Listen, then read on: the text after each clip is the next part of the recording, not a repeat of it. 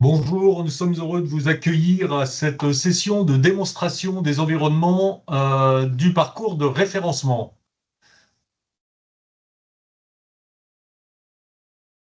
Alors, les quelques règles classiques de ce type de session, les micros et caméras sont coupés. Pour poser vos questions, utilisez la conversation. Et nous, on a un petit bureau, on fait très attention aux questions qui nous sont posées tout au long des sessions de démonstration qui vont suivre. Vous aurez bien entendu le replay et le support. Alors, c'est très important de noter que le support est volumineux, on le sait, euh, et donc vous serez amené probablement à l'utiliser. Donc, on l'a conçu dans l'option de vous proposer vraiment un outil pour la suite. Voilà, et on sait que c'est volumineux la présentation qu'on va vous faire, mais les experts sont mobilisés pour répondre à vos questions, hein. On a fait un webinaire qui présentait les grandes étapes du parcours la semaine dernière. Donc là, on est sur la session de démonstration des environnements. Cette session sera suivie de deux autres sessions que l'on envisage de faire selon les besoins et les retours que vous nous ferez suite à cette première présentation. Les experts sont mobilisés, donc profitez-en. Donc Thomas qui va commencer la session, Mike pour toute la partie Modco, Julie pour la partie CNDA, Maël pour toute la partie Gazelle Interop et Laurent pour toute la partie Pro Santé Connect sont présents à cette session. Donc n'hésitez surtout pas à poser vos questions, c'est l'objectif, hein. C'est vraiment ça qui fera la richesse de cette intervention.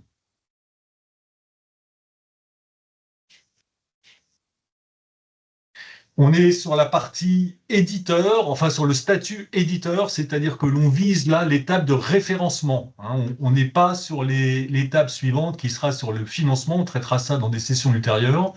Donc là, on est vraiment sur le statut éditeur, donc on ne traitera pas des statuts distributeur ou opérateur.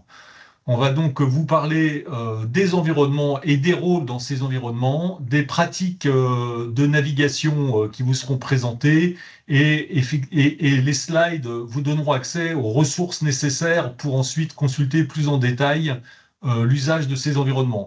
D'une manière générale, vous avez accès à l'ensemble des ressources du Ségur à partir du portail industriel, hein. Le lien est en bas de ce slide.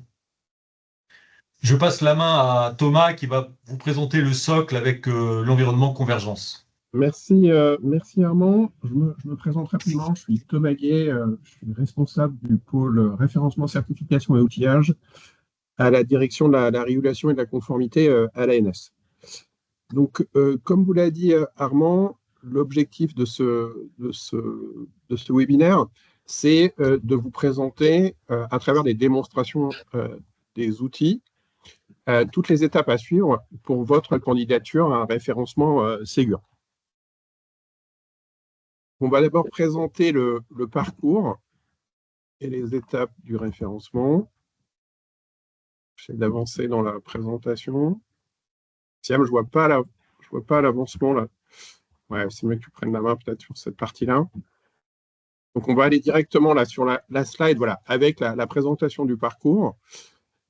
Donc, on est sur un parcours qui s'organise en trois phases. Une première phase qui concerne le dossier administratif, qui se découpe en deux étapes. Une première étape relative à la candidature administrative, où là, il faut renseigner un formulaire avec des informations relatives à l'entreprise. Et une deuxième étape sur l'éligibilité de la solution. Une fois cette première phase franchie, vous devez passer à une deuxième phase qui concerne tout le dépôt des preuves, où là, on vérifie la conformité de votre solution au référentiel d'exigence minimale, ce qu'on appelle le REM. Et une fois que vous aurez déposé toutes vos preuves et qu'elles auront été validées, dans une troisième phase, vous obtiendrez votre référencement après qu'un collège se soit réuni pour rendre un avis favorable. Un autre point à noter ici, à chacune des phases correspondent aussi des jalons réglementaires. Donc la candidature, elle est encadrée par des jalons réglementaires, avec un premier jalon réglementaire qui concerne le dépôt de votre dossier administratif, avec une date donc en fonction du guichet sur lequel vous vous positionnez. Et un deuxième jalon réglementaire, un second jalon réglementaire qui concerne cette fois-ci le dépôt des preuves. Vous devez avoir déposé vos preuves à une certaine échéance. Et un troisième jalon réglementaire qui concerne la fin des échanges avec l'ANS, où là, toutes les preuves que vous aurez déposées doivent être conformes pour ensuite pouvoir obtenir le référencement. Donc, il y a un calendrier en fonction de chaque guichet avec chacune de ces dates que vous pouvez consulter sur le portail industriel, comme vous l'a indiqué Armand, sur lequel vous retrouvez toutes les informations en lien avec, avec la candidature et votre candidature. Passer sur la slide suivante. Donc là, un peu plus précisément, la façon dont le parcours s'organise.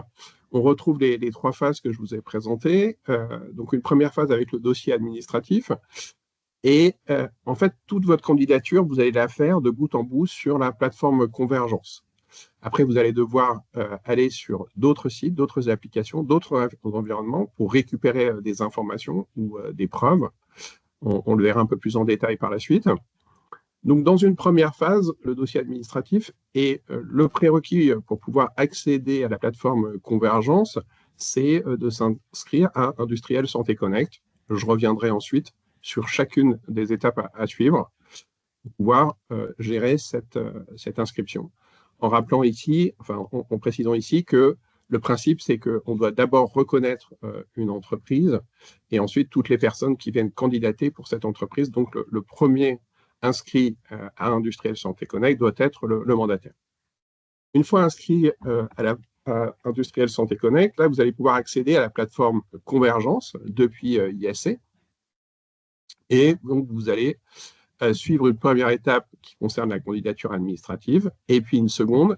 Et là, ce qu'on voulait bien vous mettre en évidence, c'est que vous allez devoir rechercher des informations sur d'autres environnements, notamment auprès du CNDA pour obtenir le NIE, NIN à la fois de votre solution et en tant qu'éditeur, et aussi des informations liées au guichet EDC-PSC, donc Espace de confiance pour Santé Connect. C'est Julie et Laurent qui vous préciseront toutes les étapes à suivre pour récupérer ces informations. Une fois que vous avez renseigné donc toutes les informations de cette deuxième étape éligibilité, vous allez pouvoir passer à la deuxième phase, qui est la phase dépôt des preuves.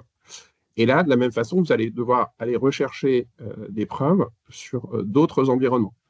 Donc, toutes les preuves d'interopérabilité sur la plateforme Gazen. Et là, c'est Maël qui montrera comment faire précisément. Ensuite, sur Modco, pour tout ce qui concerne MS Santé. Donc là, c'est Mike qui s'en chargera. Et puis, tout ce qui concerne ensuite l'espace de confiance ProSanté Connect, sur lequel vous allez devoir récupérer une habilitation en tant qu'éditeur logiciel de professionnels de santé, donc LPS, et une habilitation en tant qu'éditeur proxy santé. On verra précisément comment est structuré ce guichet, et c'est Laurent qui s'en chargera.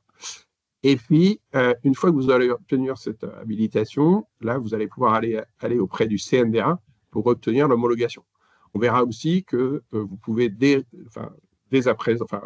avant d'avoir cette habilitation, plus précisément, avant d'avoir cette habilitation espace de confiance ProSanté Connect, vous pouvez vous rendre sur le CNDA et une fois que vous aurez obtenu l'habilitation, là, vous pourrez la faire valoir pour obtenir définitivement cette homologation. Donc ça, c'est toute l'étape, toute la phase 2 de dépôt des preuves. Il y aura une vérification et une validation qui sera faite par les vérificateurs, les auditeurs de l'ANS. Et une fois qu'ils auront confirmé que toutes vos preuves sont conformes, alors on pourra vous attribuer le référencement.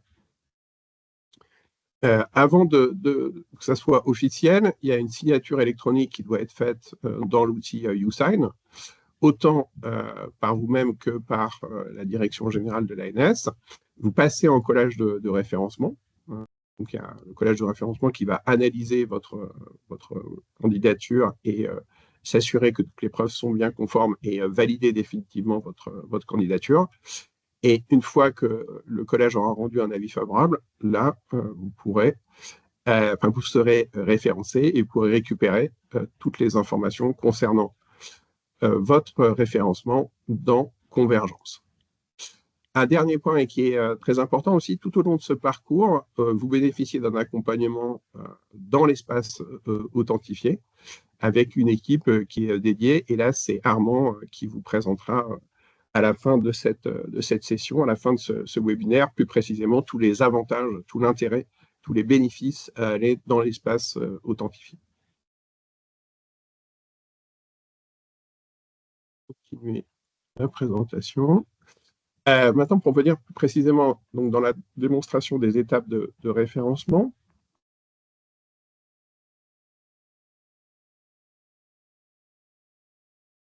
Siam, est-ce que tu peux avancer? Ah oui, voilà. Donc là, on est à la première étape. Donc, Industriel Santé Connect. Comme je vous l'ai indiqué, le principe, c'est qu'il faut d'abord que le mandataire ou le responsable légal de l'entreprise s'inscrive. Donc là, pour s'inscrire, il y a toute une suite d'étapes à suivre, s'inscrire en tant que mandataire. Donc, vous allez d'abord procéder au choix de votre rôle, ensuite compléter les informations personnelles, déposer le cabis de votre entreprise. Et là, le principe, c'est de pouvoir s'assurer de l'identité de votre entreprise en tant que personne morale. Ensuite, on vous demande le recueil de votre consentement pour aller dans un espace où là, on va vérifier l'identité personne physique de votre mandataire, de votre responsable légal. Et il va devoir faire une suite d'opérations, notamment se filmer et filmer sa pièce d'identité. Et la solution que nous utilisons, qui est ultra sécurisée, permet de s'assurer que c'est bien votre mandataire qui vient candidater au dispositif. Donc, il y a une vidéo qui est faite de la pièce d'identité, une vidéo qui est faite aussi du visage. Et ensuite, une fois que la solution s'est assurée qu'entre la vidéo de la pièce d'identité et la vidéo du visage, ça match, alors vous obtenez la confirmation de la création de votre compte. Donc rapidement, je vais passer là sur les étapes. Une première étape, donc comme je le disais, il y a le choix du rôle. Donc vous sélectionnez le rôle mandataire. Ensuite, vous devez compléter les informations personnelles. Donc nom d'utilisateur, civilité, prénom, nom, adresse, mail, numéro de téléphone. Accepter les CGU, Industriel Santé Connect. Ensuite, vous déposez le cabis.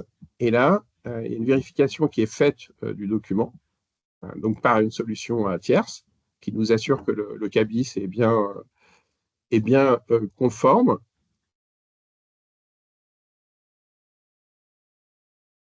Ensuite, donc on passe là à l'étape de vérification de la personne du mandataire en tant que personne physique, et donc on revient sur tout ce que je vous disais là par rapport à la solution Checkout. Et on bascule, voilà, c'est chez Checkout. Donc on explique bien que la vérification, elle se fait très rapidement, en 3 minutes. Donc vous devez utiliser votre téléphone. On vous précise ce qui va se passer. Donc, vous filmez un document d'identité et vous allez filmer votre visage.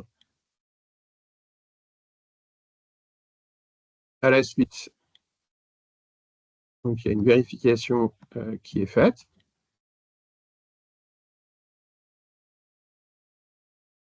Donc voilà la vidéo de la pièce d'identité. Voilà les différentes étapes à suivre avant de cette vérification. Pour filmer cette pièce d'identité. Filmer ensuite le visage. Et enfin, donc, un message d'information qui indique bien la finalisation de la demande d'inscription. Et donc, on indique bien ici que la solution va s'assurer que tout est conforme entre la pièce d'identité et le visage, que les vidéos qui sont prises de l'un et de l'autre sont bien conformes.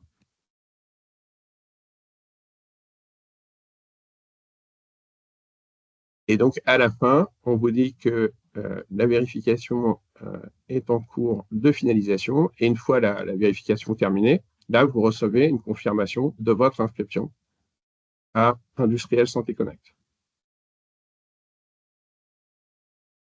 Maintenant, si vous êtes représentant ou salarié de votre entreprise pour vous inscrire à ISC, vous ne pouvez pas le faire directement. Vous allez d'abord devoir choisir un des deux rôles.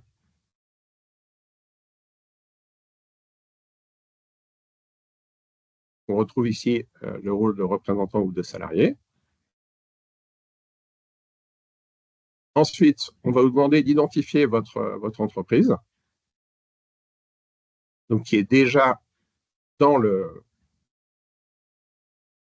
ISC parce que votre mandataire social se sera préalablement inscrit.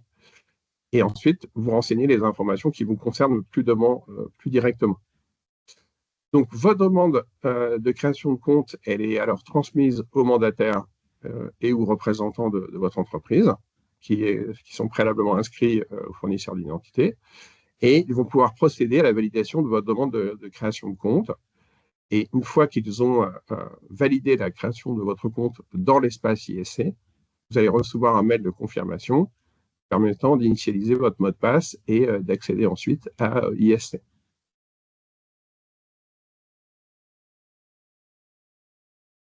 Donc, on va faire une première pause, pour savoir si vous avez déjà des questions et des réponses, des demandes de précision.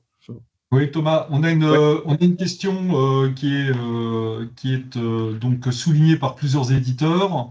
Oui. Merci beaucoup, Madame Thiel. La question est la suivante. Création de compte en tant que mandataire n'est donc pas à réaliser si on est déjà référencé en Ségur Vague 1 ou y a-t-il des étapes à refaire? Vidéo existait déjà en Ségur Vague 1. Donc on voit que c'est le sujet de reprise des informations de la Vague 1 sur la Vague 2. Là.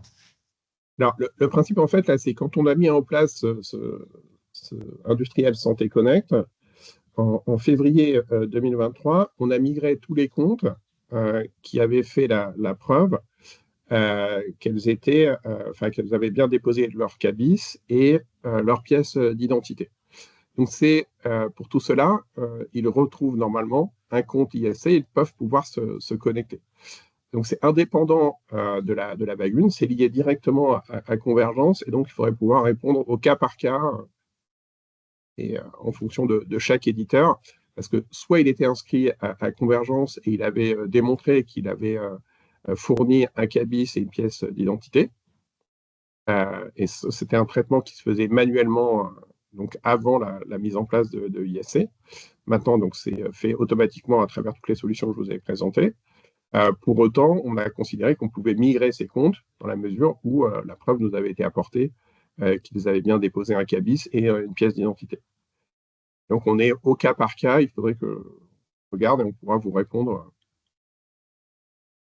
Donc, si vous étiez inscrit à Convergence avant février 2023 et que vous aviez apporté la preuve, donc vous aviez déposé un CABIS et une pièce d'identité, alors vous êtes normalement inscrit à ISC.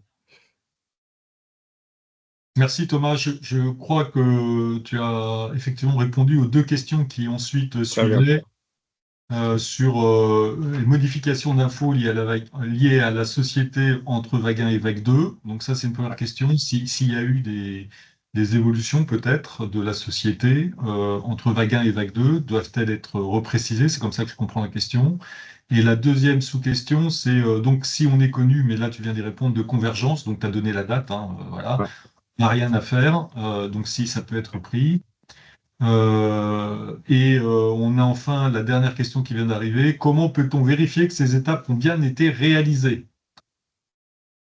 Alors peut-être le plus simple, c'est de vous adresser au support Convergence et nous, on fera les vérifications pour vous, pour pas vous perdiez du temps à aller sur nos différentes applications pour voir si vous avez bien migré ou pas. Donc, adressez-nous un message au support Convergence et on vous répondra et on vous dira si vous êtes bien pris dans la migration ou pas. Et si ce n'est pas le cas, on vous précisera chacune des étapes à suivre pour vous permettre de vous inscrire à ISC et ensuite d'accéder à Convergence. Il y a une question en plus, est-il possible, je te la lis, sera-t-il possible de faire des modifications après la phase de référencement. Alors, de quel ordre les modifications? Là, c'est important. Ouais. Ouais. RH. Ah, RH. des Là, modifications RH. PSC, là. Hein. Ouais. Oui, tout à fait. Vous pouvez, RH. par exemple, s'il y a un salarié ou un collaborateur qui n'est plus affecté à cette mission et qui est sur une autre mission, vous pourrez désactiver son compte ou demander à ce qu'on s'en charge sans aucune difficulté. Il n'y a pas de... Et on a la Et question. tout ça se passe à travers un compte sur ISA. Alors on a le parti pris ici de ne pas vous présenter la gestion de ce compte parce que ça aurait été trop long, mais vous avez un guide dans lequel on vous explique chacune des étapes nécessaires pour gérer votre compte et celui de vos collaborateurs. Et on a une question sur le délai de validation d'une candidature salariée. Alors, on essaie de penser... le principe, c'est soit cette candidature salariée, elle est validée par l'administrateur convergence et on essaie de le faire dans les 48 heures, soit le responsable ou le mandataire peut s'en charger et directement, et là, bah, c'est effectif dès qu'il a pris la main et qu'il a validé la création du compte. Bon, merci beaucoup Thomas.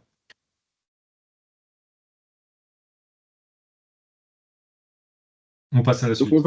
on va passer à la suite. Donc là, on va considérer que l'inscription à ISC s'est bien passée. Vous avez votre compte.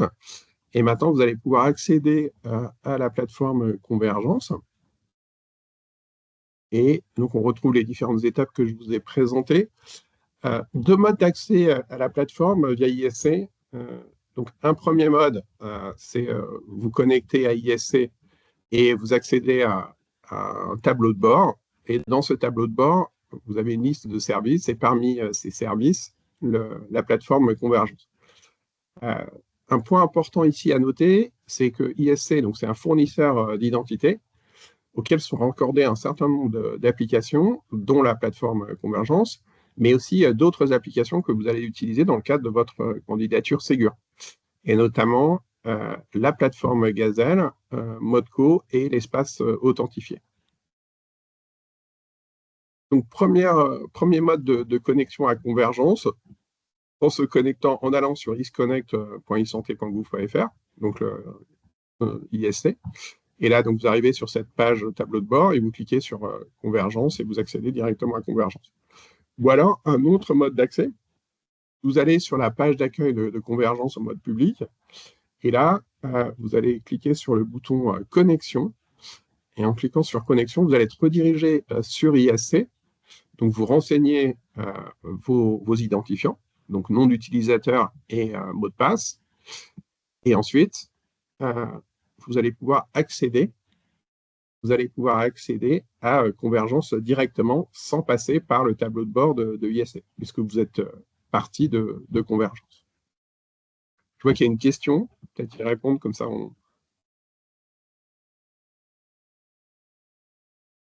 Alors moi, est-ce que tu peux me relayer la question?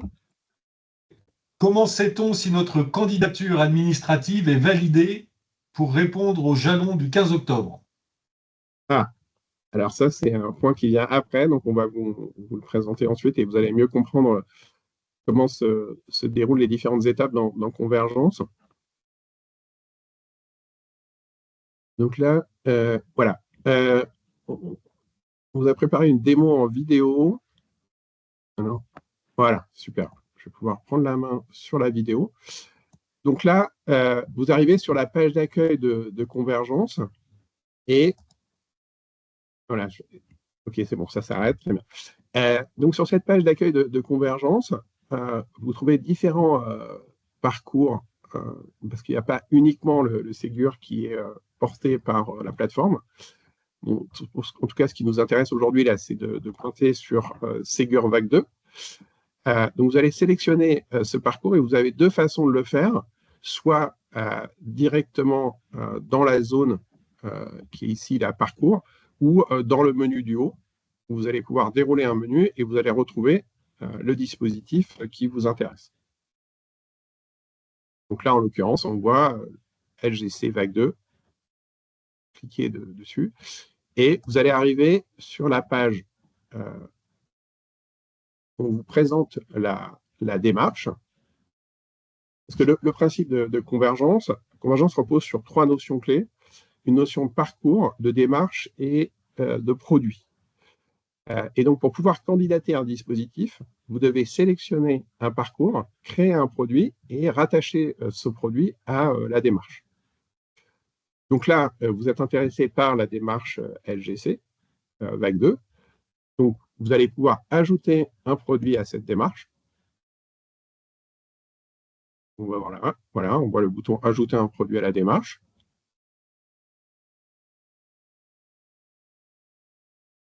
Et ensuite, vous allez venir compléter en fait le produit. Ah, là, ça revient en arrière. Les aléas du direct. Voilà, OK. Donc, ajouter un produit. Le principe, c'est que vous allez devoir renseigner donc, les informations liées à l'ajout de ce produit. Donc, le nom du produit, sa version, de manière facultative, son île. On verra ensuite que dans le parcours Ségur, il est obligatoire. Le responsable, et ça, c'est choisi par défaut. La description du produit. Et ensuite, à quel dispositif de référencement vous allez candidater. Vous vous retrouvez sur une page de confirmation. Là, je vais me mettre en pause. Voilà. Donc vous arrivez sur une page de confirmation du produit et donc vous validez le produit et comme vous avez sélectionné préalablement la démarche, vous êtes redirigé automatiquement donc, sur la démarche LGC, référencement, inscription au référencement Ségur vague 2 pour LGC. On vous demande préalablement de valider une charte pour accéder à l'espace de candidature.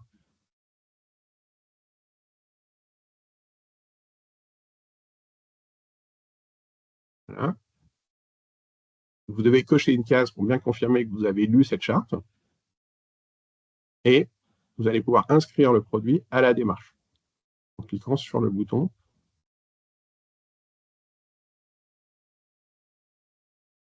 Et là, donc, vous arrivez sur le tableau de bord de la candidature. Vous allez pouvoir la démarrer. Donc, avec la première étape, on retrouve candidature administrative. Et là, donc, vous allez renseigner des informations à la fois sur l'entreprise, le représentant légal et le responsable de la candidature, et aussi sur la solution avec laquelle vous allez candidater. Un point important ici, c'est qu'on vous propose de l'aide à la saisie. Donc, toutes les informations que vous aurez renseignées sur ESC, vous allez pouvoir les récupérer directement en cliquant sur le bouton « Compléter à partir des données convergence » qui ont été renseignées dans ISC.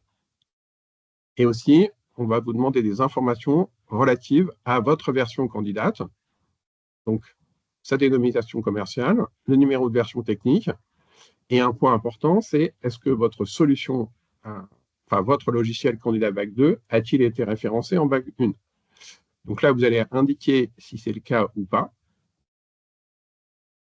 Et en fait, tout l'intérêt d'indiquer si le logiciel... Non, ça va trop vite, là. Donc, je finis cette étape candidature administrative.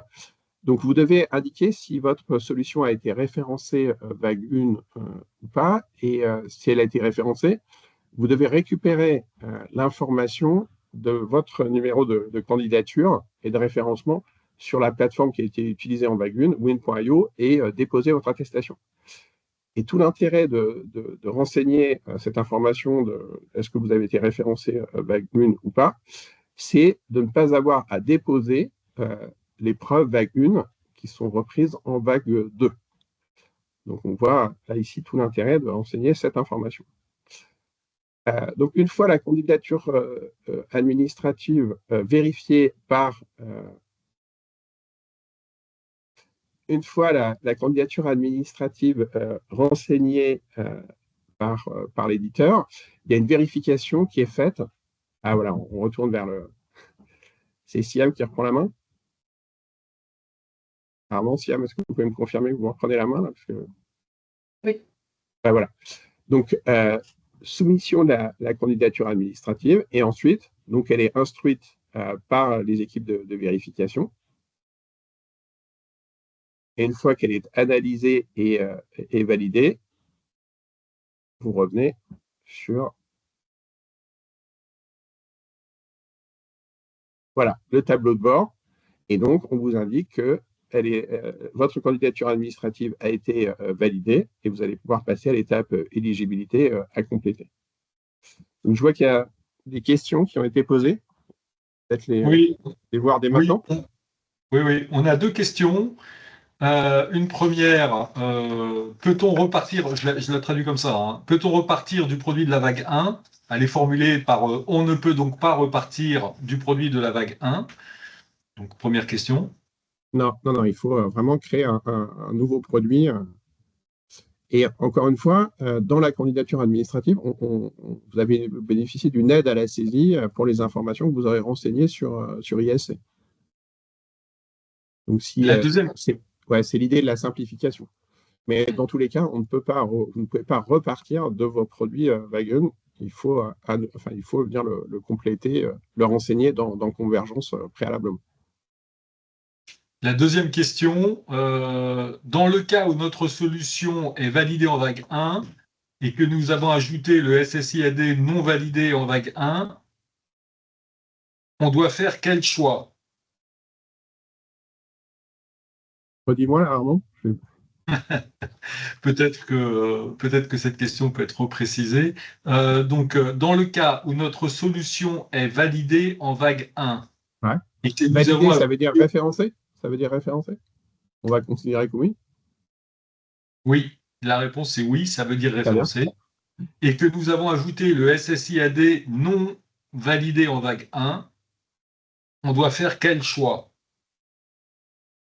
Non référencé. Voilà. Donc, Là, il faut faire le non choix référencé en vague 1, en gros, si je comprends bien, hein, Ouais. alors, qu'est-ce qui est référencé et qu'est-ce qui ne l'est pas? Il y a une solution qui serait référencée en vague 1. Le En fait, principe, hein, c'est vraiment, vous avez été référencé vague 1, vous devez nous fournir les informations, que c'est bien le cas. Donc, et deux informations en particulier. En fait, l'ID de votre candidature sur la plateforme utilisée en vague 1 et l'attestation de votre référencement. Et une fois que vous avez apporté cette preuve, là, le principe, c'est que toutes les preuves vague 1 qui sont reprises en vague 2 ne vous seront pas demandées à l'étape dépôt de preuve. bon, je ne sais pas si on a répondu à votre question précisément. Sinon, n'hésitez pas à la reformuler. Merci, Thomas. Merci. Donc là, la candidature administrative a été validée par nos équipes de vérification et vous passez donc à la deuxième étape, éligibilité. Donc là, on va vous demander un certain nombre d'informations, comme je vous le disais tout à l'heure, notamment donc le NIE, NIN auprès du CNDA et le NERU EDC PSC éditeur, là que vous allez récupérer sur le guichet EDC PSC. On peut peut-être passer sur la slide suivante. Merci. Donc oui, les prérequis de l'étape éligibilité. Donc auprès du CNDA, vous devez récupérer le numéro d'identification logicielle, ou NIL, et le numéro d'identification éditeur, NIE, et le NIL des composants additionnels. Si vous avez des composants additionnels, on verra un peu plus précisément dans l'étape éligibilité. Et côté donc Pro Santé Connect, on vous demande de renseigner le numéro unique de candidature. Et ça, on verra aussi donc, sur cette étape éligibilité. Et je vais laisser Julie et Laurent vous présenter un peu plus précisément comment récupérer à la fois auprès du CNDA et à la fois sur le guichet EDC PSC ces informations. Merci Thomas. Ici, la démarche à suivre pour récupérer votre NIE et NIL, donc deux identifiants indispensables pour la suite du processus. Si vous n'avez pas encore d'espace personnel, il vous faudra en créer un.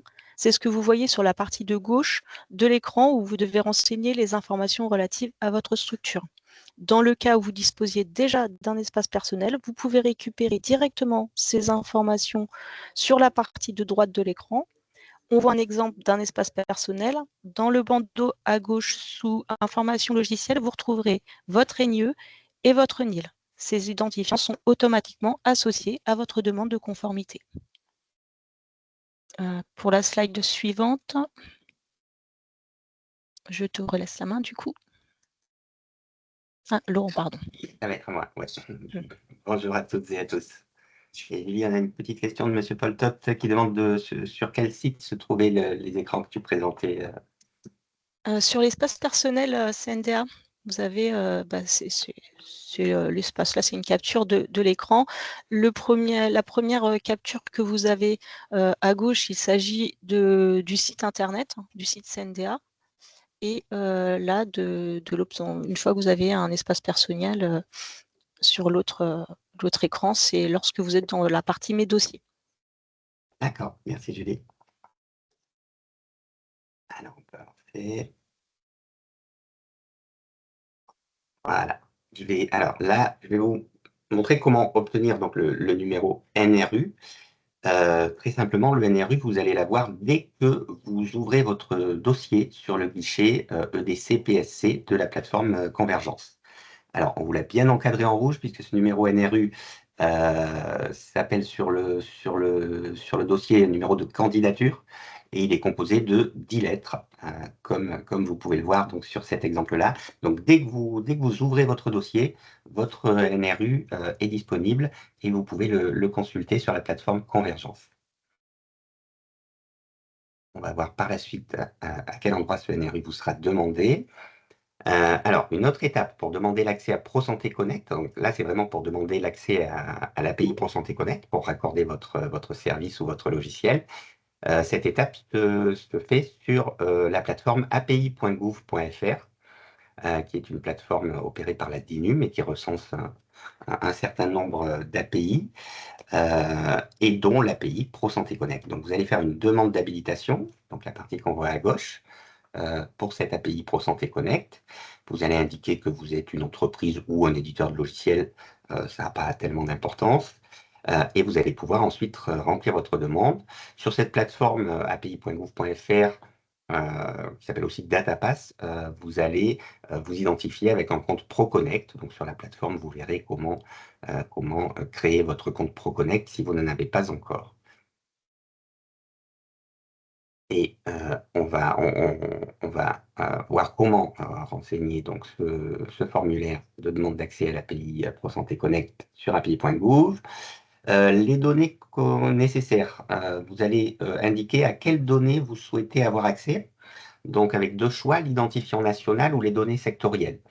Alors, le choix identifiant national, c'est si vous n'avez pas besoin de récupérer les données de l'utilisateur, les données professionnelles, ses activités, etc. Tout ça, vous pouvez les récupérer à travers ProSanté Connect.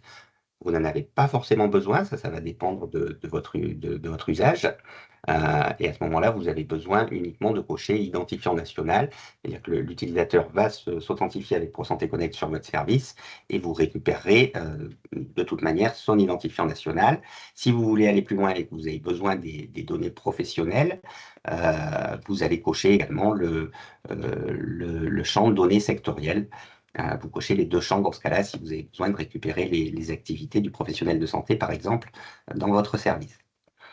On vous demande ensuite à qui sont destinées ces données. Donc, ce sont les personnes qui habilitées à obtenir ces données-là, enfin, en tout cas, à les traiter. Donc, ça va être plutôt les opérateurs de votre service, ce genre de choses. Les agents qui vont instruire les demandes des professionnels qui se connectent sur votre logiciel. Et on va vous demander une durée de conservation des données. Donc, ça, c'est nécessaire au niveau de la CNIL. Donc, vous indiquez ici la durée de conservation en mois que vous faites de ces données-là. On va passer à la suite, merci. Et ensuite, on va vous demander 4 contacts au total. Donc, le demandeur, c'est la personne qui va réaliser cette demande sur api.gouv.fr. On va vous demander quel est votre responsable de traitement, qui peut être la même personne ou une autre. On va vous demander quel est le DPO chez vous, donc vous allez le renseigner ici. Et on va vous demander le nom d'un responsable technique. Alors ça, c'est important. Ce responsable technique, c'est lui qui ensuite va faire les demandes techniques, qui va demander votre client ID sur le bac à sable, l'environnement de test de ProSanté Connect, et ensuite sur la production. Donc c'est la personne qui va devoir posséder un compte ISC ensuite pour se raccorder sur le portail industriel et venir faire ces demandes de client ID sur le portail industriel. On verra ça un petit peu plus loin. Donc on peut avancer. Le responsable technique peut aussi être le demandeur, hein, c'est possible aussi s'il s'agit de la même personne. Donc vous allez, suite à ça, suite à avoir renseigné ce formulaire, vous obtenez votre numéro de demande DataPass. Et ici encadré en rouge. Donc c'est bien le numéro de votre demande, donc le numéro du formulaire que vous avez renseigné, qui vous sera demandé ensuite sur la plateforme Convergence pour votre dossier EDC PSC et qui vous sera demandé aussi lorsque vous allez venir demander votre client ID sur le portail industriel. Donc c'est bien le numéro de demande qu'on a encadré en rouge ici. Et attention, ce n'est pas le numéro d'habilitation, puisque une fois qu'on a validé votre demande, vous obtenez une habilitation, toujours sur ce site api.gouv.fr. Et l'habilitation peut avoir un numéro différent de celui de la demande. Donc, par la suite, le numéro de DataPass qu'on vous demande, c'est bien le numéro de votre demande DataPass. Attention à ce point-là. On l'a précisé ici. On va avancer un petit peu. Donc, une fois que tout ça c'est fait, que vous avez obtenu votre numéro de demande de DataPass, vous allez, votre responsable technique va pouvoir se connecter sur le portail industriel à travers son compte ISC. Et il va ainsi se connecter sur son espace authentifié, sur son compte ISC. Et de là, il va pouvoir choisir le choix Mon raccordement à ProSanté Connect, le point 1. Et une fois qu'il est sur Mon raccordement à ProSanté Connect, il va avoir un bouton qui s'appelle Gérer vos services ProSanté Connect. Et ce bouton va l'amener sur le formulaire de demande qui va lui permettre de demander votre client ID sur le bac à sable d'abord et ensuite sur la production.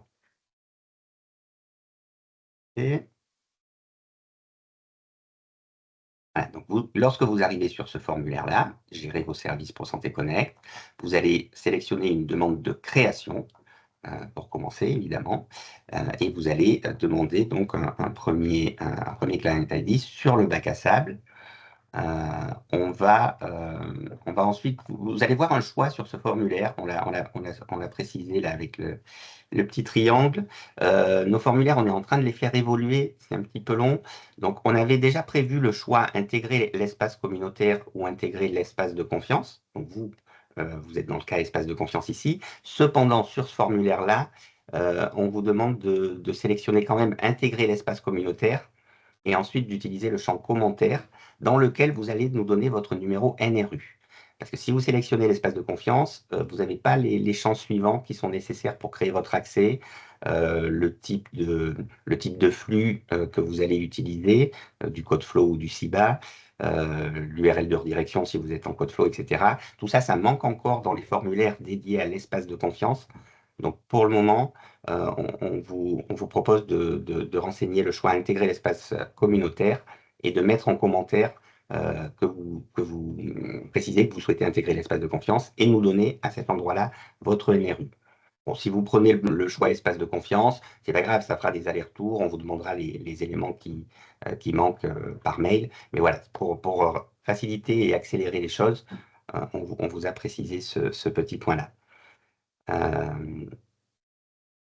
Donc, on est bon là-dessus. Donc là, vous allez renseigner les éléments techniques qui vont nous permettre de créer votre client ID de bac à sable. Et là, je vais laisser la main ensuite à Thomas. Merci Laurent. Merci Laurent pour cette présentation très claire. Je vois qu'il y a un certain nombre de questions. Ouais. On va peut-être les prendre dès maintenant. Ouais, on a des questions assez importantes, je pense, pour tout le monde en termes de clarification.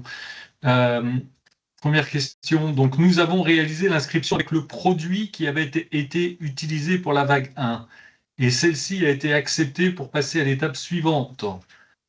Faut-il malgré tout refaire les démarches pour créer un nouveau produit?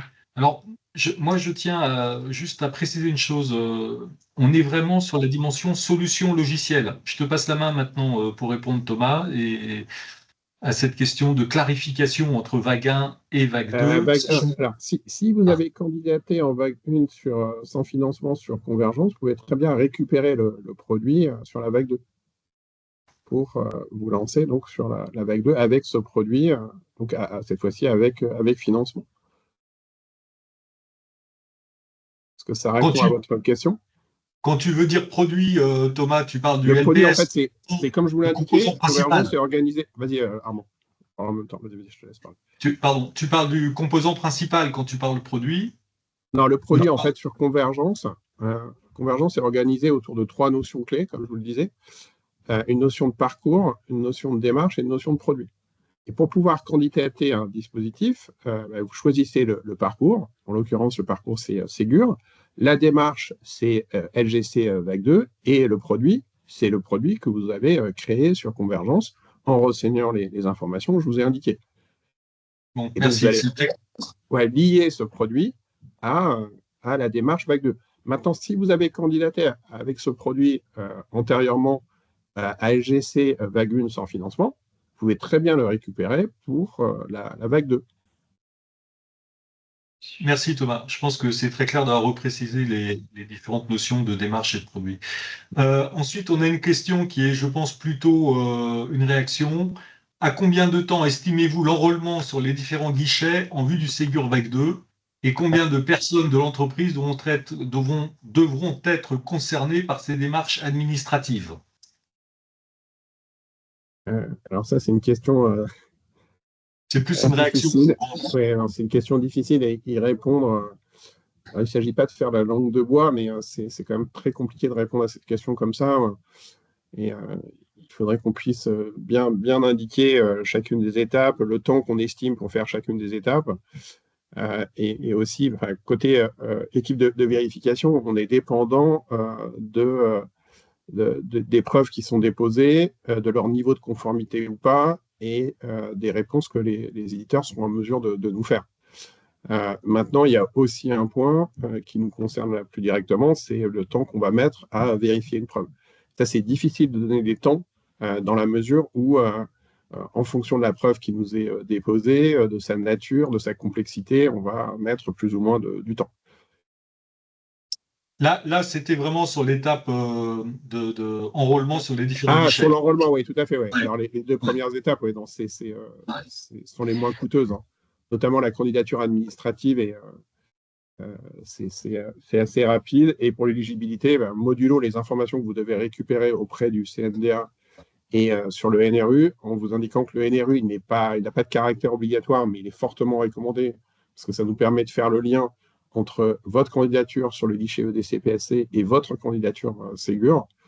Le temps est relativement court. Donc, on vous rappelle aussi qu'il y a une échéance au 15 octobre. Donc, c'est là où il faudra, je crois que c'est ça, 15 octobre, échéance du jalon. Dossier administratif. Ouais, je vais apporter un élément de réponse.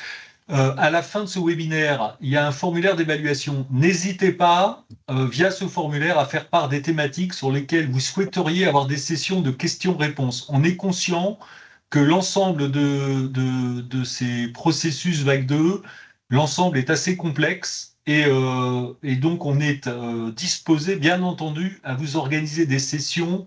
S'il y avait des thématiques sur lesquelles vous auriez besoin d'éclaircissement pour franchir les jalons dans les temps, n'hésitez pas à le faire savoir. On organisera des sessions de questions-réponses pour être beaucoup plus précis sur certaines difficultés que vous rencontrerez.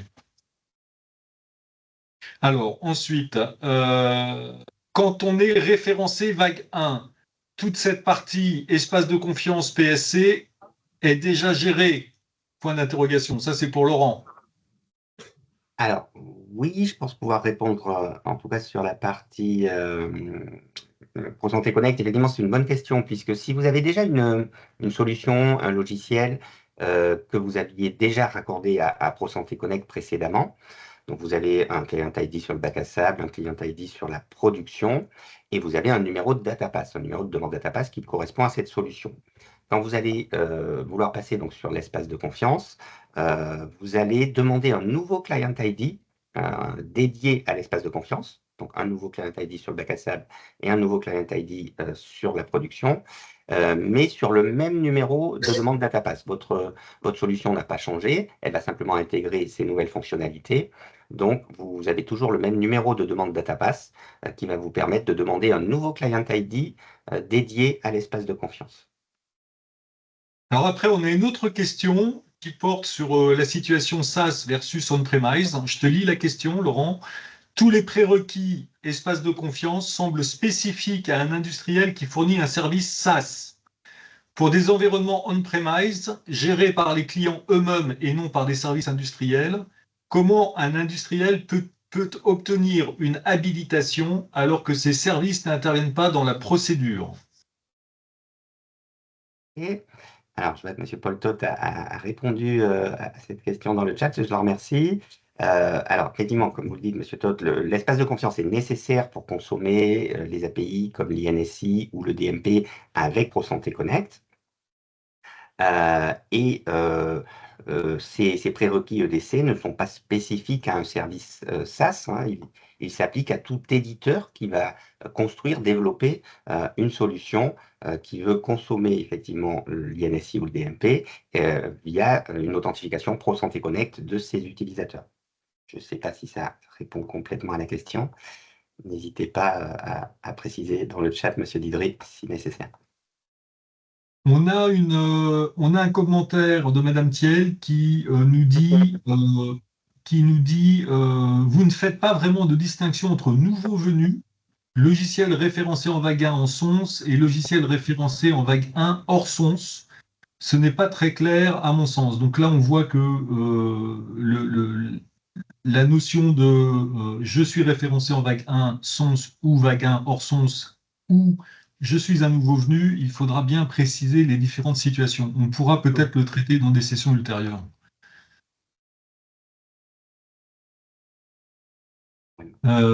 Ensuite, vous mentionnez un jalon au 15 octobre, effectivement, l'éligibilité médecine de ville. Merci de confirmer qu'il n'y a aucun jalon défini à ce stade pour le couloir biologie. Donc là, je pense qu'on peut effectivement vous le confirmer. Il n'y a pas à ce stade d'ouverture du couloir biologie. Alors, ensuite, on a une autre question. Bonjour. Quels sont les statuts de la démarche de candidature administrative Ségur Vague 2 pour considérer que le jalon du 15 octobre est respecté? Statut candidature administrative et statut éligibilité. Donc, au 15 octobre. Ouais, au 15 octobre, en fait, ouais, vous devrez avoir déposé au moins une fois votre dossier administratif. Donc, le dossier administratif, comme je l'indiquais, c'est la complétion de la candidature administrative et de l'éligibilité. Et pour passer de la candidature administrative à l'éligibilité, il faut que les équipes de vérification valident la candidature administrative. Mais en général, c'est vraiment l'étape la plus simple et la plus rapide à valider. Donc, pas de difficulté particulière. Et après, donc, vous venez compléter votre étape éligibilité. On va pouvoir y venir maintenant dans le détail avec toutes les informations qui vous sont demandées. Et donc, vous aurez soumis au moins une fois votre candidature, votre dossier administratif qui est composé donc de la candidature administrative et de l'éligibilité. Alors, on a une question complémentaire. Quel est le statut minimum de la démarche espace de confiance ProSanté Connect, entre parenthèses, obtention du NRU, pour passer avec succès l'étape d'éligibilité du dossier administratif Ségur Vague 2? Doit-on obtenir une habilitation EDC-PSC pour le 15 octobre? Donc là, on voit que... Non, c'est là où on veut vraiment vous rassurer. Au 15 octobre, on vous demande de compléter donc à l'étape éligibilité l'information concernant le NRU que vous récupérez sur le guichet EDC-PSC. Donc le NRU éditeur LPS. Maintenant, il n'a pas un caractère obligatoire, mais il est fortement recommandé pour nous permettre, nous, de notre côté, de bien s'assurer que vous êtes candidat au Ségur et à la fois sur le guichet espace de confiance ProSanté Connect. Une question pour Laurent, là. Nous avons obtenu un nouveau client ID pour l'espace de confiance, pour le proxy, l'espace de confiance ProSanté Connect. Donc, je pense que c'est le proxy santé, là. Hein. Cette validation est en cours. Nous avons réalisé une demande de candidature vague 2 sur cette base. La candidature est acceptée. Si je comprends bien, nous déposerons l'épreuve de conformité espace de confiance pour cette nouvelle candidature. En clair, le lien se fera automatiquement. Tout à fait, tout à fait. Les preuves de conformité seront bien à déposer pour cette nouvelle candidature, oui, avec votre nouveau client ID dédié à l'espace de confiance. Après, on a une question très large. Y a-t-il un jalon actuellement défini pour le couloir domicile?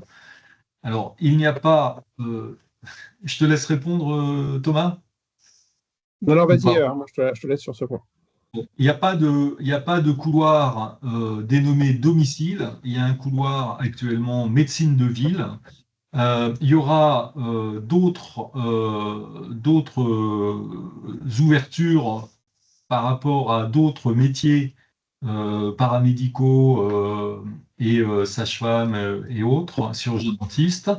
Mais aujourd'hui, ça n'est pas ouvert. Ensuite, on a une réaction de M. Todd. Pour le 15 octobre, pour le 15 octobre, ce sont uniquement les démarches administratives. Effectivement, c'est ce que Thomas a bien précisé. Y a-t-il au cours de la candidature, c'est-à-dire avant le jalon du 15 octobre, des informations à donner sur le proxy, espace de confiance, e-santé donc? Comme on disait, là, pour la candidature avant le 15 octobre, c'est uniquement le formulaire administratif qui compte. Donc, pour celui-là, il n'y a pas d'informations techniques encore à donner. Ça se passe ultérieurement. Merci, M. Todt, oui, de nous traduire. Vous avez bien les réponses courtes et précises, vous avez raison. Une nouvelle question de Hugo Fonseca. Bonjour, nous ne parvenons pas à trouver le numéro de demande du DataPass. Sur toutes les vues dont vous disposez sur les différentes plateformes, vous ne voyez que le numéro d'habilitation, pas celui de la demande. Y a-t-il un endroit spécifique pour le trouver? Peut-être on peut revenir un petit peu en arrière sur les slides où on présentait ça. C'est ici, voilà, tout à fait, merci.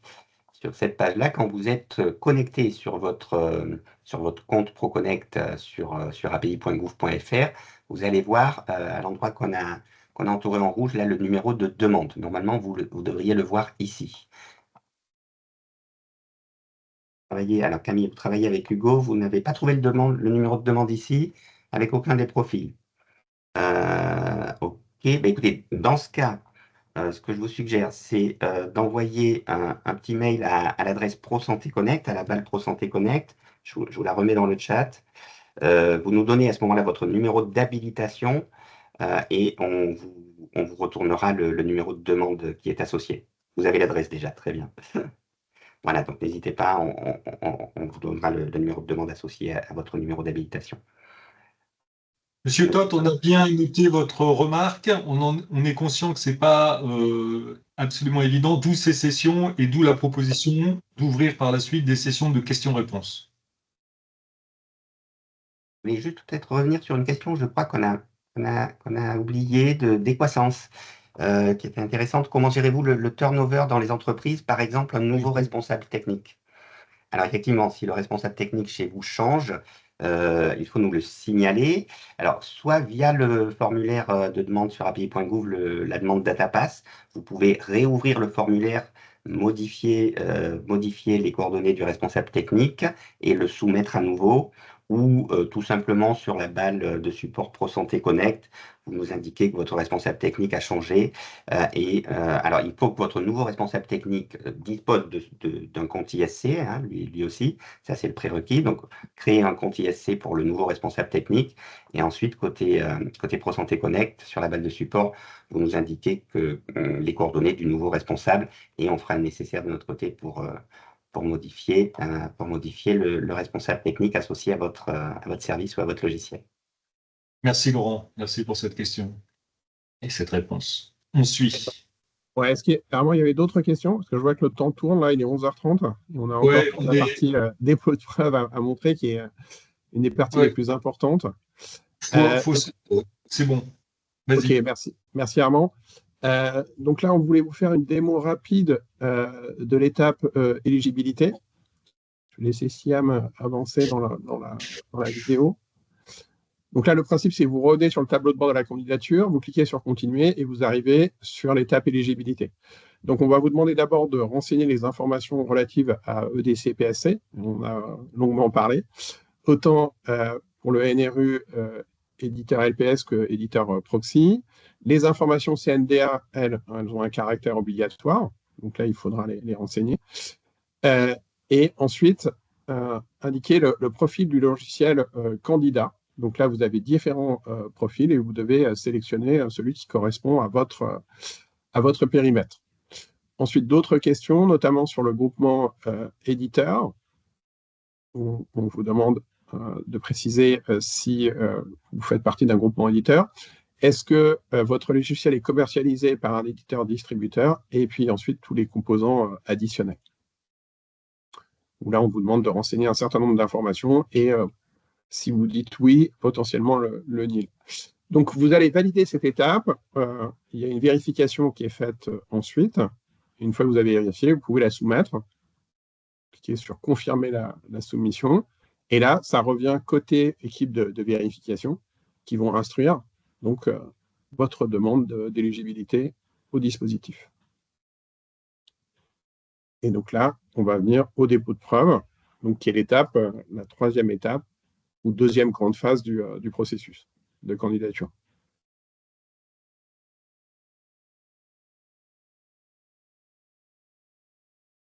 Donc, pour la complétion de cette étape dépôt des preuves, le principe, c'est qu'après validation de l'éligibilité, vous allez devoir charger dans Convergence les preuves en fonction des chapitres d'exigence. Et ces chapitres d'exigence, ils s'organisent en fonction des profils que vous avez préalablement renseignés au niveau de l'étape éligibilité.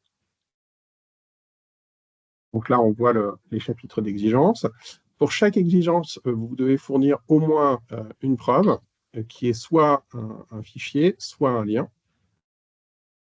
À noter aussi que certaines preuves peuvent être directement importées depuis la plateforme de test interopérabilité Gazelle. C'est intéressant parce que c'est une simplification dans la navigation. Et une fois toutes les preuves chargées, vous allez pouvoir revenir sur la page avec tous les chapitres en cliquant sur « Retour au chapitre d'exigence ». Et là, vous pouvez soumettre, en fait, chapitre par chapitre, les preuves que vous avez déposées, de telle façon que vous êtes informé de l'avancement de votre candidature au niveau des dépôts de preuves, chapitre par chapitre, et non pas sur l'ensemble du dossier, ce qui vous permet d'avoir de la visibilité, de vous organiser, et on est vraiment dans une logique de simplification et de facilitation de votre candidature.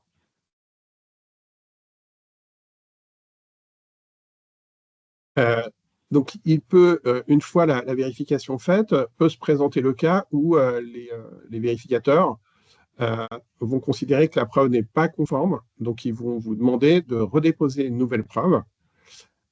Et donc là, on voit qu'il y a 5 preuves sur 6 qui sont conformes, et donc une preuve à modifier. Donc, vous devez retourner dans la preuve, enfin, dans le chapitre d'exigence, ouvrir le chapitre d'exigence et aller sur le scénario et redéposer la preuve correspondant à ce scénario. Et resoumettre le chapitre pour qu'il y ait une nouvelle vérification qui soit faite par les vérificateurs de l'ANS et ainsi de suite jusqu'à validation définitive et conformité de vos preuves.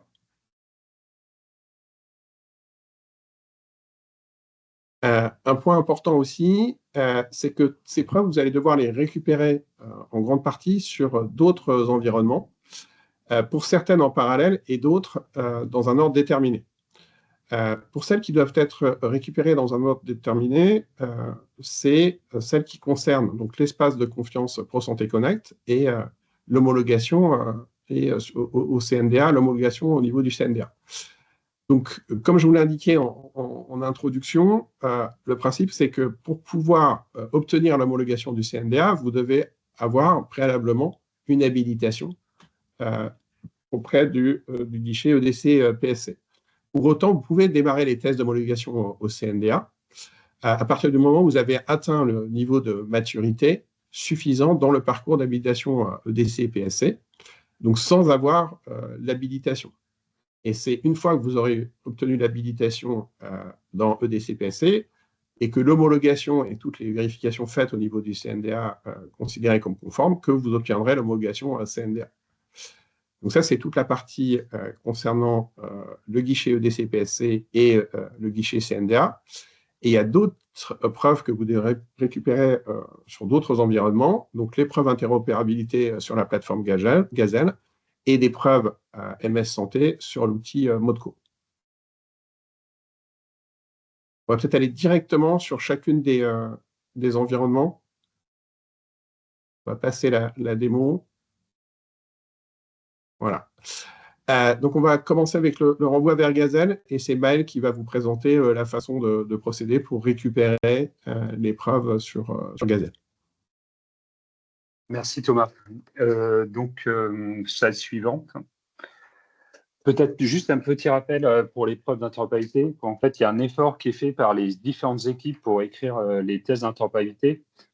Dans ces tests d'interopérabilité qui se veulent autoporteurs, vous allez retrouver le nom, le lien vers l'ensemble des documentations et spécifications et autres pour exécuter le test, des prérequis, descriptions, des données de test, des instructions, une méthode d'évaluation ainsi que les points de contrôle. Les points de contrôle vous sont volontairement donnés en fait, pour éviter toutes les phases d'aller-retour en fait, et simplifier la vérification.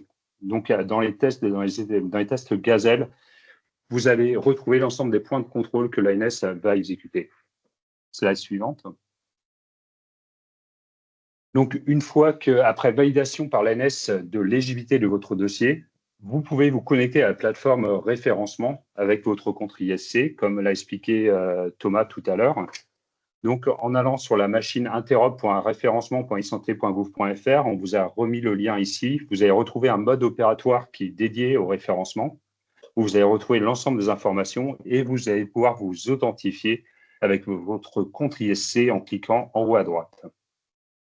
Slide suivante. À partir du moment où vous êtes authentifié, en fait, vous allez avoir accès à un certain nombre de tests correspondant à votre parcours. Il vous suffira de quoi? D'exécuter chacun des tests pour pouvoir déposer le lien de validation dans Convergence. Slide suivante.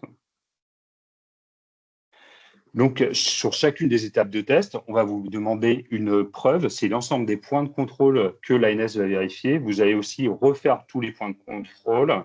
Et une fois que vous avez validé l'ensemble des étapes de test, vous allez devoir valider le test et déposer le lien permanent sur Convergence. Slide suivante. Et donc, c'est bien ce lien qu'on retrouve à l'étape 7 qui doit être déposé sur Convergence et ce qui va nous permettre à nous, équipe interopérabilité, de vérifier que vous avez bien exécuté les différentes étapes de test et qu'il n'y a pas d'anomalie. Et j'en ai fini pour moi, normalement.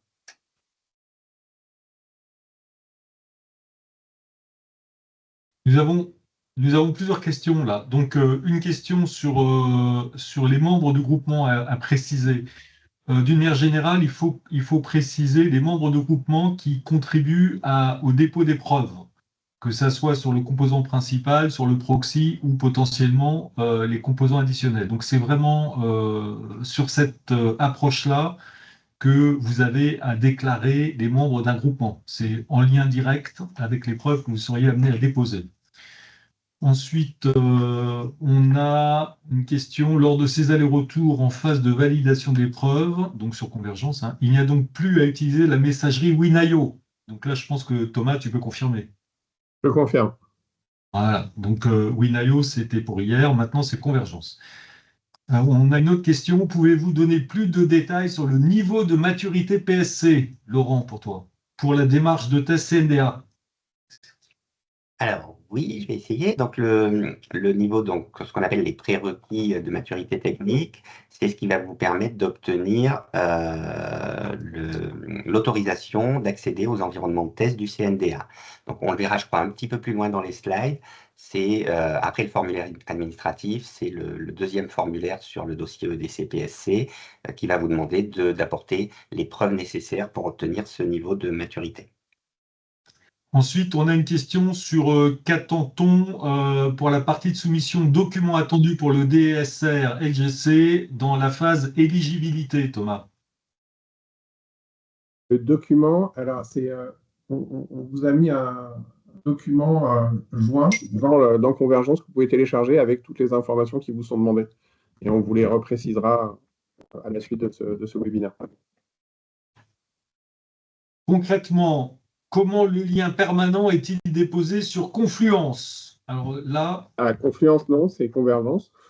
ouais, Bon, il y a deux options, quoi, en fait. Si on revient sur la slide précédente, à l'étape 7, hein, quand on peut copier-coller le lien permanent, hein, c'est celui qui est surligné en rouge, ou comme l'a explicité rapidement Thomas tout à l'heure, en fait, on a mis des mécanismes entre Convergence et Gazelle. Donc, depuis Convergence, vous pouvez aussi accéder à l'ensemble des liens qui sont à l'état vérifié. une autre question. Vous avez ces deux options et on est toujours dans la démarche d'amélioration du parcours en faisant des liens entre les différents outils. Merci Maël. On a une autre question pour Gazelle. Donc c'est super. Vous, que tu sois intervenu là. Vous filtrez les tests nécessaires et personnalisés pour nous dans Gazelle? C'est exactement ça, hein, en fait. Suite à la confirmation de l'équipe de légitimité de votre candidature, en fait, l'équipe Interop va sur l'espace Gazelle et tune la plateforme.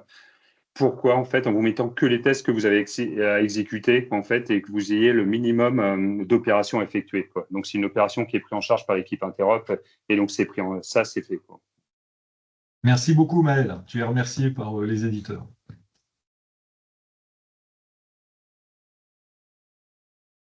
On passe à la suite. Là, c'est Mike pour Modco. Oui, effectivement. Alors, je veux bien qu'on passe à... Merci.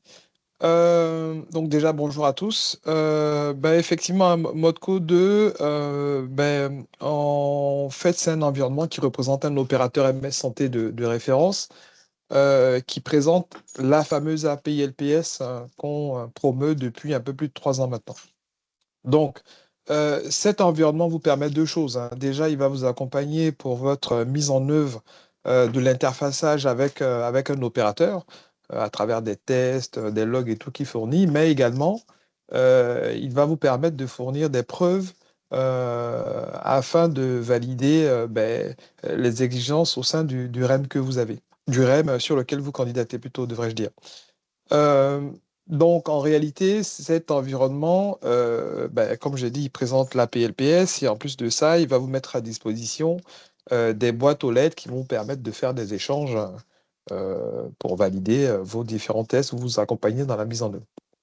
Donc, en termes de prérequis, très rapidement, déjà, il faut être inscrit à Convergence, hein, bien entendu. Il faut avoir candidaté à une démarche. Et chose très importante, parce que c'est une question qui nous revient souvent, c'est qu'il faut avoir les droits de consultation de la solution inscrite à Convergence pour pouvoir l'inscrire au sein de Modco. Donc, en ce sens que si vous avez un représentant légal ou un mandataire qui a déclaré la solution et que c'est une autre personne à qui on n'a pas donné les droits qui arrive sur Modco 2, typiquement, cette personne ne pourra pas inscrire Modco 2, ne pourra pas faire des tests de la solution au sein de Modco 2. Donc, voilà, c'est un détail qui a son importance.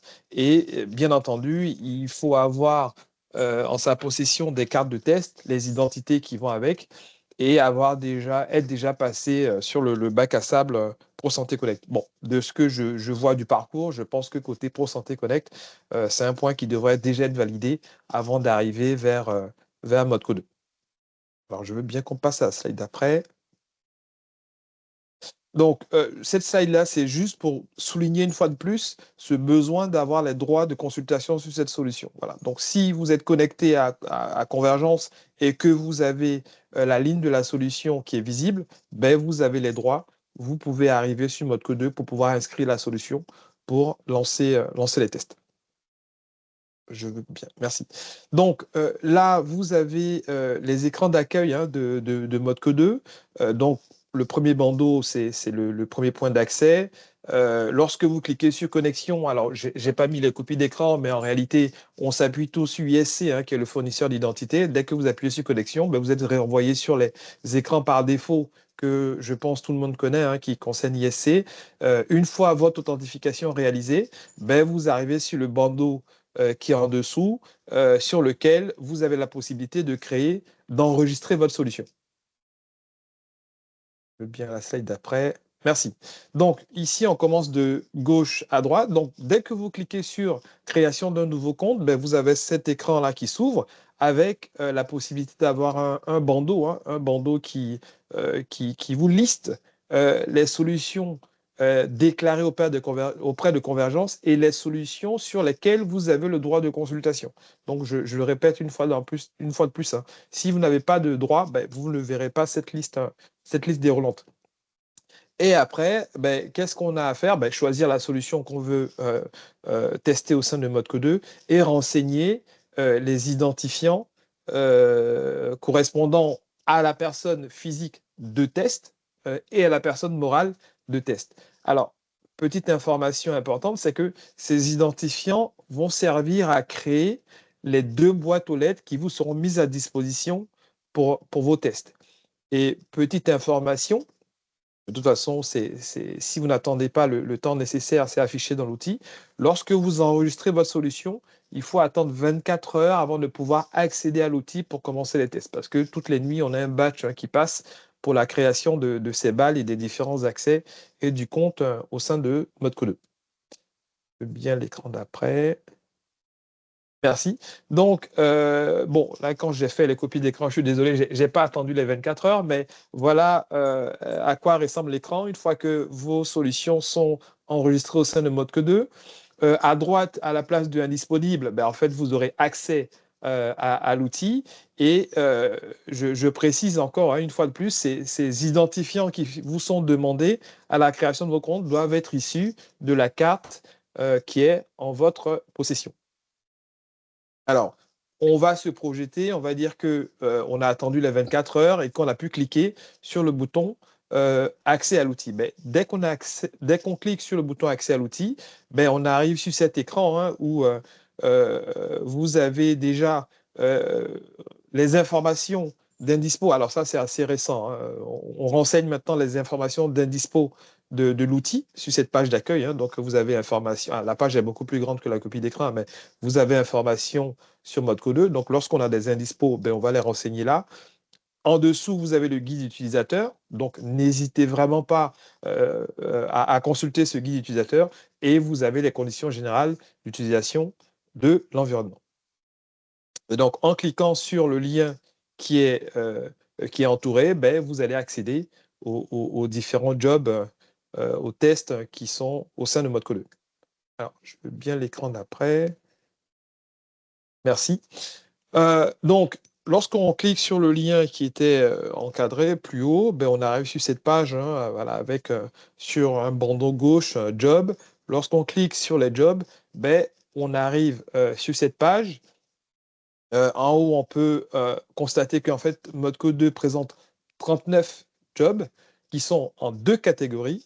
Vous avez tout au-dessus, alors je ne les ai pas dépliés lorsque j'ai fait la copie d'écran, mais tout au-dessus, vous avez les cas de test de référencement Ségur. Donc, en résumé, lorsqu'on veut faire un référencement global sur MS Santé, ben, ces jobs-là vont lancer tous les jobs unitaires. Et en dessous, vous avez des jobs unitaires. Alors, qu'est-ce que j'appelle des jobs unitaires? Vous avez un job par exigence présente au sein du référentiel du MS Santé. Donc, on est sur le périmètre de l'APLPS. Toutes les exigences du référentiel de MS Santé ne sont pas présentes au sein de ModeCo2. On est vraiment sur le périmètre de l'APLPS, on est vraiment sur du technique. Et voilà, on est sur on va dire des tests qui sont binaires, hein. Ça passe ou ça passe pas. Voilà, il n'y a pas de demi-mesure. Je veux bien qu'on passe à la slide d'après. Alors ici, vous avez l'exemple d'un job. D'accord? Donc ici, ce qu'il faut savoir, c'est que dans chaque job, vous avez les prérequis nécessaires pour lancer le job. Donc, on va vous demander de connecter la balle, mettre une adresse IP, mettre un temps, et vous avez les actions à suivre pour lancer le job afin que Modco puisse vous donner un résultat.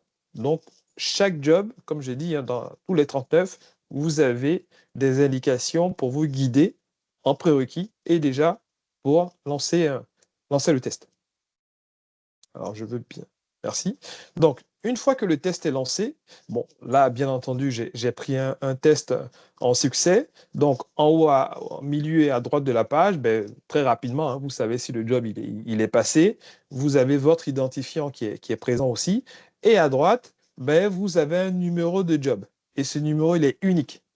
Et c'est ce numéro que vous fournissez en termes de preuves sur la plateforme Convergence.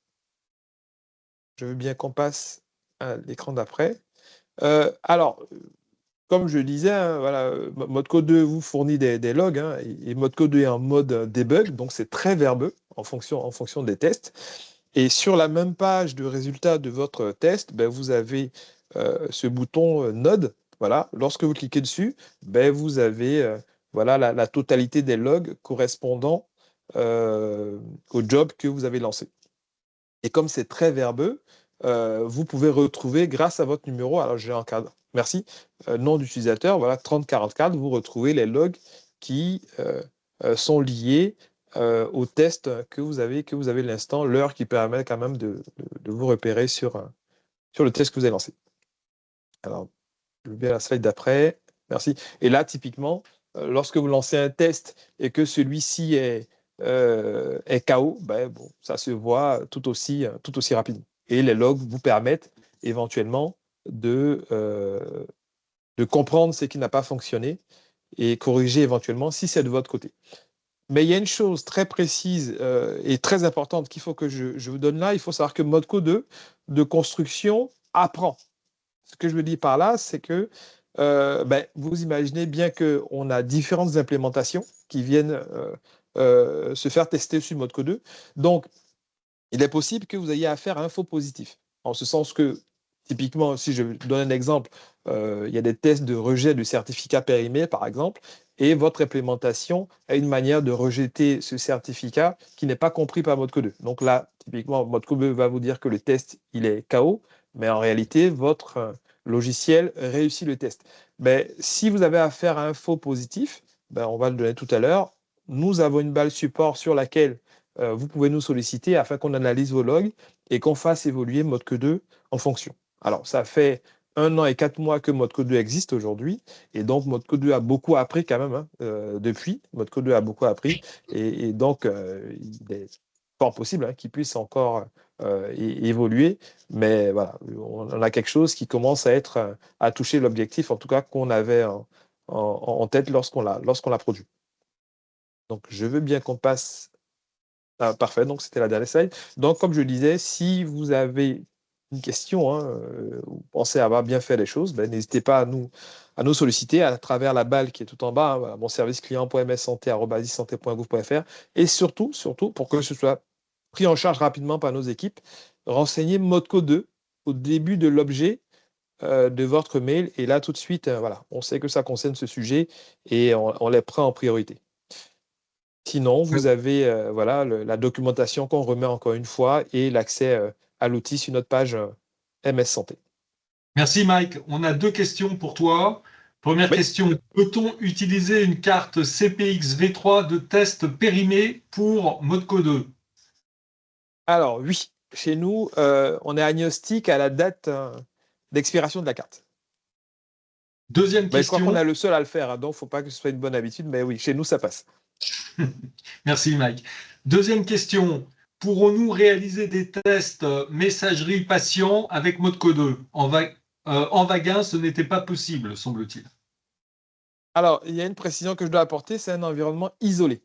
Alors, la réponse est non, parce que Modco 2, on a un webmail aussi qui est disponible, mais Modco 2 n'écrit qu'à Modco 2. Vous ne pouvez pas sortir de l'environnement. On nous demande s'il y a une version bac à sable.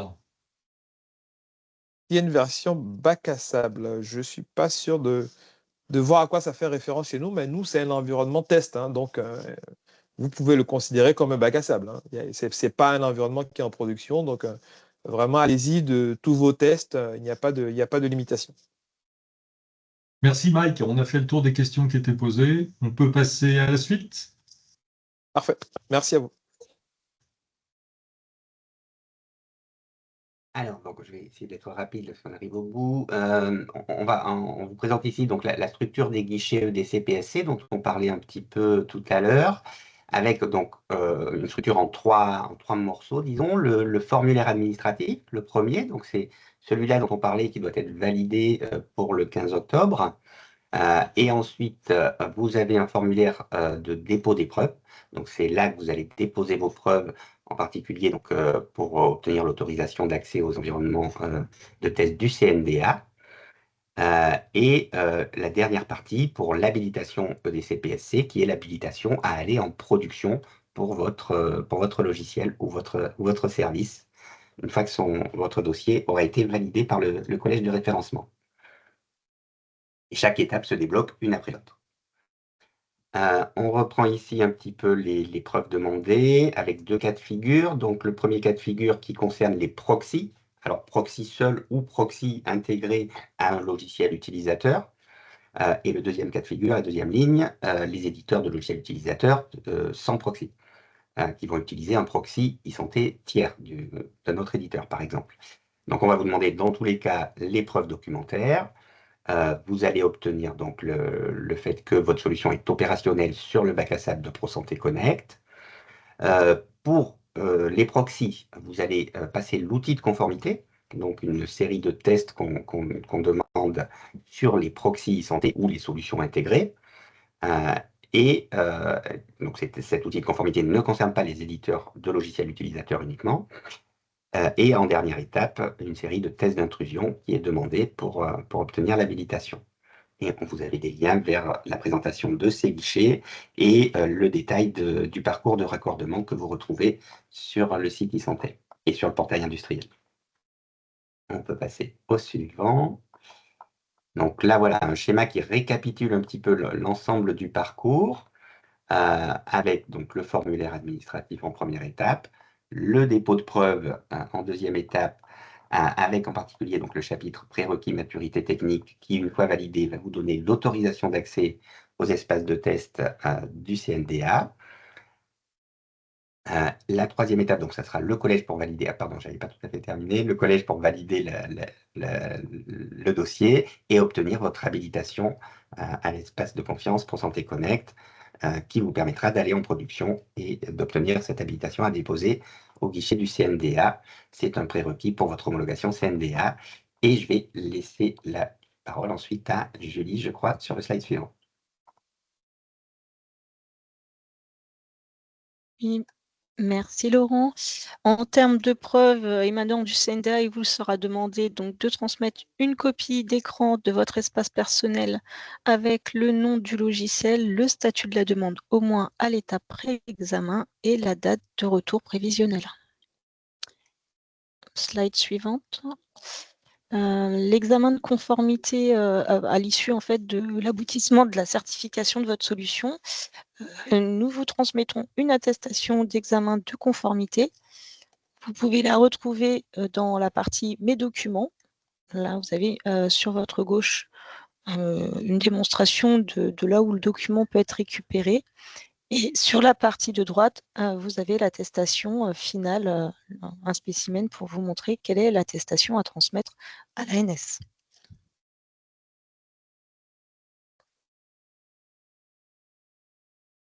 Merci, merci Julie. Donc en dernière phase, troisième phase, l'attribution de votre référencement. Donc il faut nécessairement que toutes les preuves que vous avez déposées soient conformes et qu'elles aient été validées par l'équipe de vérification. Donc là, un email est envoyé au responsable légal de votre entreprise, l'invitant à signer électroniquement la convention. Donc là, sur un outil tiers qui est YouSign. Une fois la signature de cette convention faite, le collège de référencement va se réunir, il va rendre un avis favorable et vous êtes référencé. Et à la suite de ces référencements, des informations sont redéposées dans Convergence avec notamment le rapport de conformité et l'attestation de votre référencement.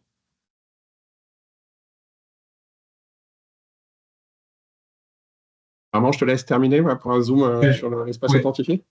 Oui, oui. Donc là, on vous présente un slide avec un QR code. On vous invite vraiment à utiliser ce QR code pour accéder au guide utilisateur de l'espace authentifié qui vous permet de nous poser vos questions, hein, demande, par le formulaire demande, ce qui nous permet de les escalader au besoin vers nos experts et de suivre l'avancement des réponses en direct dans votre espace, hein.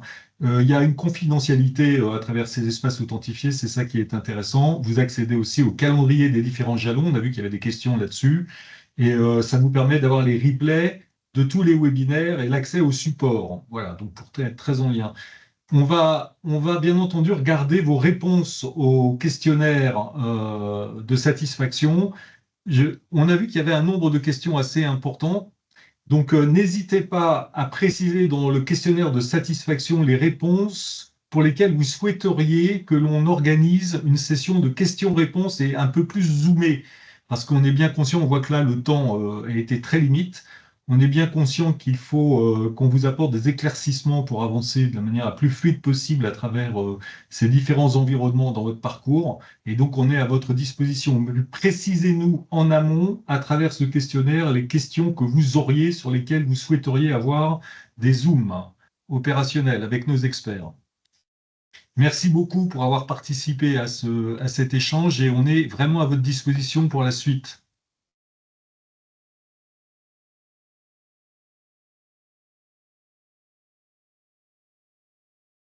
Merci. Je pense qu'on peut donc mettre un terme à cette session. Utilisez le questionnaire et on en prendra compte. On vous proposera des sessions questions-réponses. À toutes et tous. Voilà. Bonne Merci, au journée. revoir. Bonne journée à tous.